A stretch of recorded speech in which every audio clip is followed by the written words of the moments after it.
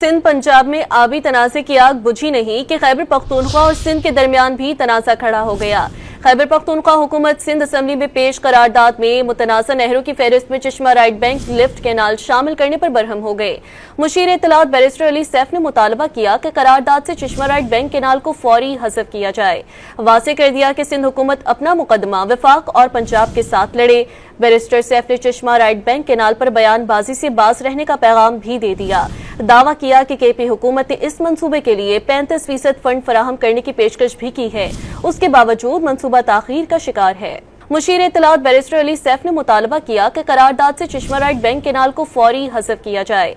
वाज़ेह कर दिया कि सिंध हुकूमत अपना मुकदमा वफाक और पंजाब के साथ लड़े। बैरिस्टर सैफ ने चश्मा राइट बैंक कैनाल पर बयानबाजी से बाज रहने का पैगाम भी दे दिया।